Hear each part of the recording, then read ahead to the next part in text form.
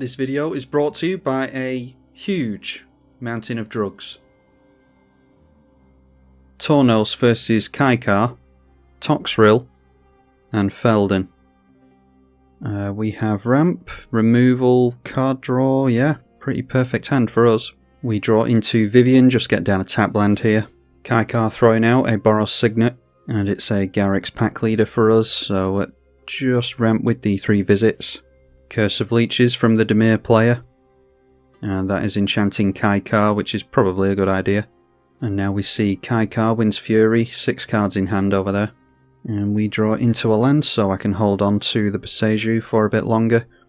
Just get out the Wirewood Savage here, and then we can start playing beasts into that. Feldon of the Third Path hitting play. Hooded Blightfang from Toxrill. Kykar casts Azuria Signet, so gets the first spirit from the commander. Even more tokens going to start coming down now, so Healy Sublime Artificer.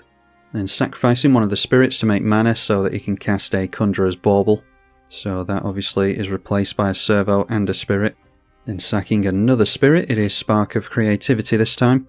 Exile the top card of your library and have this deal damage to the target creature equal to the CMC, so targeting the Hooded Blightfang. And didn't see what card was exiled with this, it's not in the exile zone, so maybe they didn't choose to use this. The Hooded Blightfang is still in play anyway. Now seeing an Iron Mirror as well.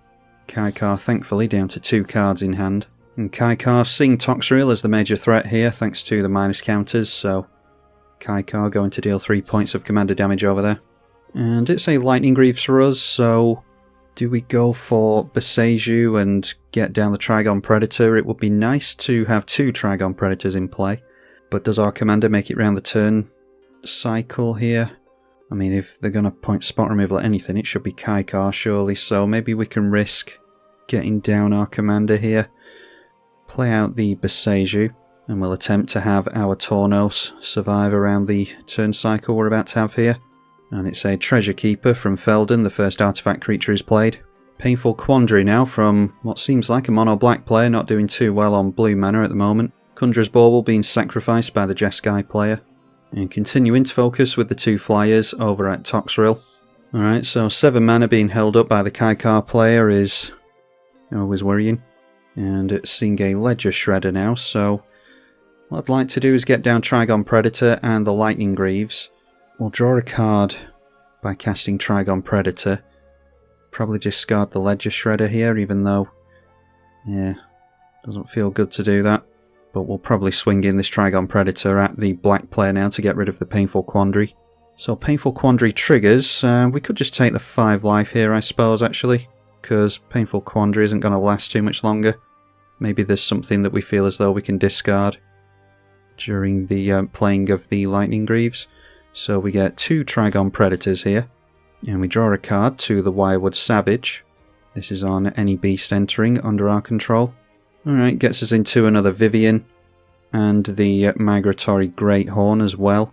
Yeah, I think we just go for the Lightning Greaves, and I'm going to take 5 life again, so we've taken 10 life here just for casting 2 spells, but maybe we can deal some damage to that Saheeli over there, but I'm sure they can cast something at instant speed and chump blocks, so yeah, probably best dealing with the Painful Quandary while we can. Discarding to the enchantment, the Feldon player might actually benefit from that, so yeah, we'll get this Painful Quandary out of play. Swinging in with the original Trigon Predator because I'm more willing to block with the token version if needs be. So we'll try and get rid of this black enchantment. Noteworthy that the Leeching Lurker has flipped round as well into a 4/4 with lifelink. And we cast 2 spells previously, so now it's back to Curse of Leeches. Well, everyone bullying the black player apparently, but looking to see the Treasure Keeper go down by the looks of it, wanting them to block with the Hooded Blightfang, so don't think they're really trying to go in at Toxrill really, as much as they are trying to get this thing in the bin. And yeah, the black player falling for it here, getting a Mind Stone from the trigger. Doomblade being cast now by the Toxrill player, and that goes on to the Kykar, so see if they've got any protection from that. Apparently not, so Kykar going down here. Still has the 7 mana held up thanks to the Iron Mirror. And from the black player, seeing an Orchid Cobra, so Death Touch Tribal by the looks of it over here, as the Hooded Blightfang would suggest. Didn't have anything to do at instant speed apparently, so just casting out the Kykar Wind's Fury again. Still 3 mana available. And now 4 mana after playing a land. And it is a Rile, 1 damage to a target creature. And it gains Trample. That will cantrip them, as well as replace itself with tokens. Alright, making it round to our turn with our board intact here. That is an Azuri's Predation, so... Thinking that we are missing land drops here, so... We'll go for the Migratory Greathorn. I'll put it onto the original version of Trigon Predator, and then if anyone goes for spot removal in response, assuming it's not exile, we might be able to fish the Trigon Predator out of the bin again. So Lightning Greaves onto our Tawnos, and we'll mutate and go over the Trigon Predator. That means that we will have a bigger Trigon Predator in the air. It will be a 3/4 with flying. And then we're going to get a copy of the Migratory Greathorn as well, so going to ramp nicely here, assuming these land. So we get 1 land from the original mutate, and then the second mutate to resolve sees the mutate already on the creature, and so it gets the mutate trigger twice, so we get a total of 3 lands here for 4 mana. So just decided on a couple of forests and an island. Suppose I could have tried to make a land drop this turn, could have gone for Ledger Shredder first and then cast the mutate creature, so that we would have triggered this, but yeah, we'll just cast that anyway. We're pretty safe from a board wipe at this point because we've got plenty to do. Alright, so let's go Lightning Greaves onto the Migratory Greathorn that now has flying. I'm going to attempt to go in over at Kykar now. So we'll take our 2 Trigon Predators in at the Jeskai player and try to deal with a bit of this mana.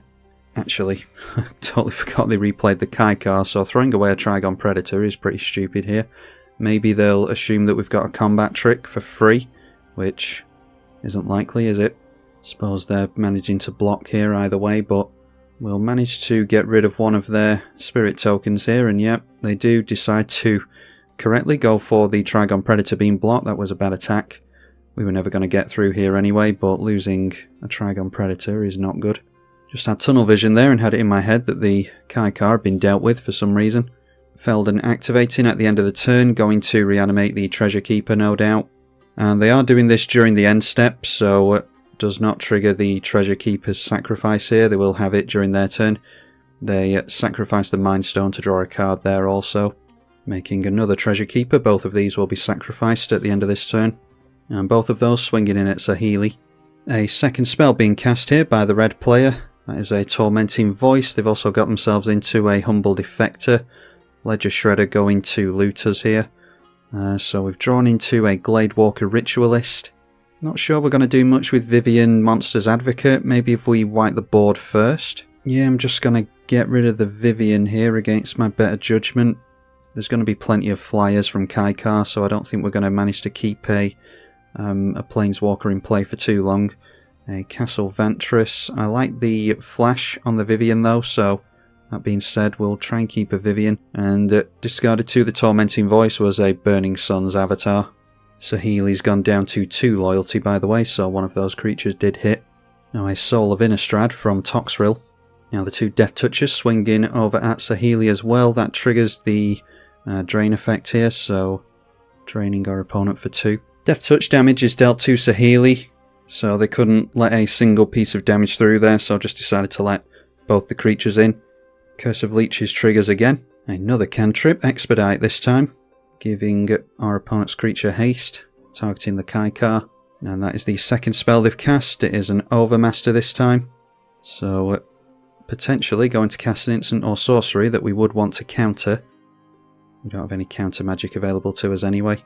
Alright, a Flooded Grove, so yeah, I'm liking the cards in hand still. As long as we can keep making lands off the mutate, then won't feel too bad about binning lands. Clearing multiple lands off the top apparently, so yeah, we'll just continue to hope that we draw into them. And that is an Ignite Memories, so it is a Storm deck. This can't be countered. I'm not sure if the copies could be countered though. This is targeting the Toxrill player. I assume it's all going to target the Toxrill player who's only got 1 card in hand, so yeah, probably best going after either us or the Feldon. Oh yeah, they are targeting us with at least one of them. So it's 2 onto Toxrill and 1 onto us. Now it's a Narset's Reversal, so they're going to return the Storm card to their hand. Okay, I think Magic Online's goofing up here. The black player has just a Swamp in hand. I don't think we revealed anything there, so it must have been the other player that was being targeted. We see a Mountain revealed there. Now the Kykar swings in at Feldon. Mindclaw Shaman has ended up in the bin from Feldon as well, must have discarded to hand size. Also, with the Narset's reversal, they must have targeted... Maybe they targeted the trigger that was on the stack that was targeting us, and that's why we didn't take any damage to the Ignite Memories. Also, Ignite Memories is in the bin when it should be in their hands, so yeah, I assume that's a mistake by our opponent. Okay, we have 4 lands on top of our deck apparently, so don't feel too bad about discarding those 3 lands now. We'll get a Tropical Island here. So let's start drawing some cards here. It is Garrick's Pack Leader first of all. Would be good to be doing this at flash speed with Vivian, but yeah, I'm fine here with not getting out Vivian until the Kykar player is dealt with, I think. So we get 2 Garrick's Pack Leaders. The first one will come down and then it will be triggered by the original Garrick's Pack Leader coming into play. The Wirewood Savage is going to trigger here as well. I was going to look at playing the Gladewalker Ritualist into this, but might draw too many cards with that, although we do clear a 5th land off the top. Alright, speaking of card draw, there's an Elemental Bond. And these are May abilities on the Savage and the Pack Leader, so we don't have to draw a million cards, draw into a Scavenger Grounds there. Yeah, so maybe it's okay just going for Elemental Bond and then we can continue to draw cards if someone wipes the board. I think that's alright. Holding on to creatures for after a board wipe is probably a good idea anyway. Ledger Shredder has us draw again, although it's not card advantage. And we get into our second Mutate creature here, so want to keep the Scavenger Grounds against Feldar, we'll discard the Verdant Catacombs. And then a Cultivate after that. We're going to make a few lands next turn, hopefully, with the Migratory Greathorn, so I'll try getting rid of the Cultivate. And each of these has a plus counter on them now. Take these 2/4 Ledger Shredders in at my opponent. They could get rid of one with the Spirit tokens, but I think it's more likely that they chump block. And they do decide to chump block with the Spirit tokens here. So we're taking them down a few mana. Encouraging our opponents to go over that way as well, because for all the hate that they're getting and all the attacks they're getting, they're just able to chump block with Spirits, so not being dealt any damage really. Drawing 2 cards with the Humble Defector and correctly giving it to the Toxrill player, so maybe these two will just continue to bounce the Humble Defector between each other. Now activating Feldon onto the Mindclaw Shaman. Alright, so they point the Mindclaw Shaman at us and get to cast an Azuri's Predation, which, yeah, I suppose we could have seen coming really, but we'll get to keep our commander here at least. They do get a lot of beast tokens. Maybe the Kykar has a counterspell. Alright, apparently not, but we do trigger the Wirewood Savage at least. Our board gets wiped apart from our commander. This Death Toucher is still available, Soul of Innistrad, and now they've got a bunch of beast tokens in play. Let's see what cards we draw into. And now the 2/2 swinging in at us, trying to get us to sacrifice our Tawnos here, which we're not going to do.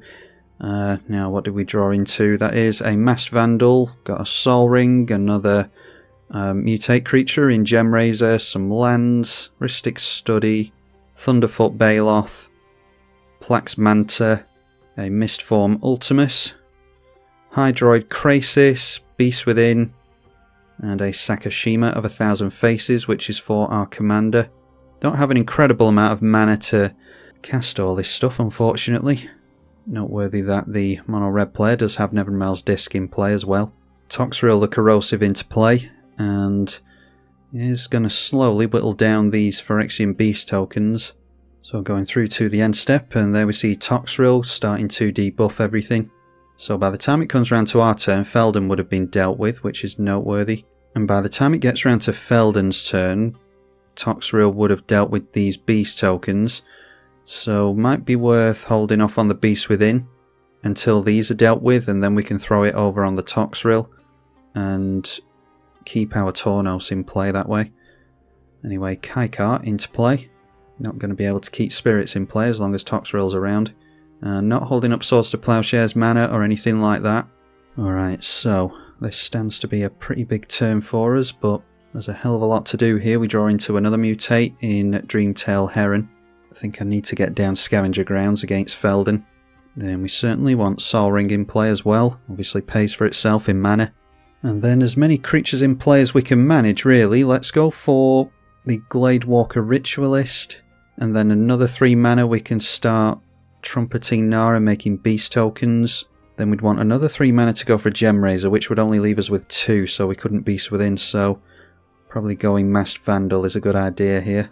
Going to get 2 copies here, of course, because Masked Vandal is both a bird and a beast. So maybe don't have to get down the Gemraiser. We'll get rid of the Nevermail's Disc straight away. And then we'll exile some blue mana from it. And then we'll exile the Azorius Signet as well. Alright, just getting the Trumpeting Nara into play for 3 mana. And we'll continue to draw cards. We actually have to draw a card to Elemental Bond. That draws us into even more removal in Nature's Claim. So now after that we'll go for Gemraiser onto a Trumpeting Nara. So Gemraiser triggers twice. We go after the other Signet and we make a 3/3 beast token here as well. And that draws us into Gaia's Cradle. I've already played a land this turn. And then the original land, so it's blowing up the curse this time. And we'll get another 3/3 beast. Okay, so we'll protect our Gemraiser again. So we'll have to wait until the end of Feldon's turn for these things to be dealt with, and then we can go Beast Within onto Toxrill if we want. Anyway, we'll continue to swing in over at Kykar, I think. Only got 3 toughness on our commander at the moment, so that will be reduced by a further 1 after Toxrill, so we can't swing in with that towards Kykar. We'll just go in with the Gemraiser over there. Alright, so taking Kykar down to 28, and we have to discard to hand size here. Toxrill continuing to put slug counters on everything. And that deals with the Feldon. And Toxrill making the first slug. Didn't particularly want to get rid of the Thunderfoot Baloth there. I think it might have been useful to us to have trample on all of our stuff, especially against Kykar, but yeah, that was the most difficult discard there. We got rid of Vivian, Gladewalker Ritualist, some lands, Rhystic Study, the Plex Manta, Mistform Ultimus, and the Nature's Claim as well. Okay, all the 1/1s swinging in towards Toxrill. A good play here would be for the red player to get through with a bunch of 1/1s and then the Toxrill get blown up at instant speed. Anyway, some blocks being made here, so going to take 8 points of damage as it stands now, unless they can get rid of Toxrill. So if I knew my opponent was going to make that attack, I suppose what I could have done is held on to the Thunderfoot Baloth, use my Beast Within to get rid of the commander here, and then that would have had Feldon knock out Toxrill. Then we could have gone for an Alpha Strike on the red player after that, but they've got 7 cards in hand and 8 mana, so we really don't know what they're going to do here. Not managing to get rid of the commander by the looks of it, so just 8 points of damage on the black player. More slug tokens being made because the attackers did die in combat. Okay, so we'll go through to the end step, allow more slug counters to be put on things. That will get rid of these beasts, it will get rid of the Kykar as well, and as it happens we don't lose any creatures to this. So that makes a bunch of slug tokens is the downside. I suppose we can use the Beast Within as a combat trick because they do only have 1 card in hand over there, so maybe make them spend their mana on some other things. Noteworthy that Feldon did nothing with this 8 mana, so it might be that there's an instant speed burn spell, big X spell, something like that. Okay, now a bunch of damage going in towards Kykar. Let me just turn everything in sideways over there. So Kykar goes all the way down to 1. Not going to go for Beast Within during the main phase because that will give them time to recast the commander. And they do have exactly enough to recast it, so we're going to have to take another slug token here, but we'll leave it on the stack so that the Toxrill doesn't see it, and we'll go for Beast Within now. So all of our stuff loses the debuff. We do still keep the slime counters, so if Toxrill comes back into play again, then we likely lose a lot of our board, unfortunately. They do now have a blocker in a beast token as well, of course. Kykar's got 1 more turn in it before we take them out, though. Temporal Fissure, return a target permanent to its owner's hand, and that does have Storm, so they go after the Soul of Innistrad with that. A little bit of a revenge play by the looks of it. And then they decide to scoop, saving us an attack, so Yeah, that might be relevant. Probably not, but not the best play for them to make there with regards to the other players at the table. We draw into a Birds of Paradise, which is good to cast for the Gaia's Cradle. We'll add 2 mana to that for not a lot of input. Could be that we're playing into this instant speed board wipe of the red player, but we'll just play into it regardless. Holding up these Scavenger Grounds is probably a good idea. So we'll go for the Birds of Paradise. Maybe should have gone for Sakashima first, actually. Anyway, we get a couple of copies of the Birds of Paradise. We'll move the Lightning Greaves over to those and tap them for mana. Then we'll play out Sakashima, and this will go onto the Tawnos. That triggers the Elemental Bond to draw us a card. And there we see a Realm Walker, so I don't feel too bad about a board wipe now that we've got a couple of means of card advantage. Yeah, and now is where I wish I hadn't discarded the Thunderfoot Baloth. I did have a feeling that I shouldn't have done that, but felt the need to hold on to the Krasis in case we couldn't draw cards, but of course we are managing quite nicely here. Didn't know if we were going to see a board wipe or not. So we'll go through to combat before anything else. And I'll swing in at the black player because they're less likely to do anything about this, and I don't want the red player to go for this board wipe that they might have just yet. I'm also about to give the black player some more beast tokens because I'm going to go Sawtusk Demolisher on a couple of lands over there so that we don't see the Toxrill. So a beast token blocks the Trumpeting Gnar. We've already got one of those thanks to the Gem Razor. That's the one that I'm really worried about keeping in play, because we're about to get a lot of beasts with that, which will be our blockers for the turn. So one less creature, but our opponent goes down to 15. Drop the Gaia's Cradle, and we'll go Sawtusk Demolisher onto the Gem Razor. We get double Tawnos triggers thanks to the Sakashima now.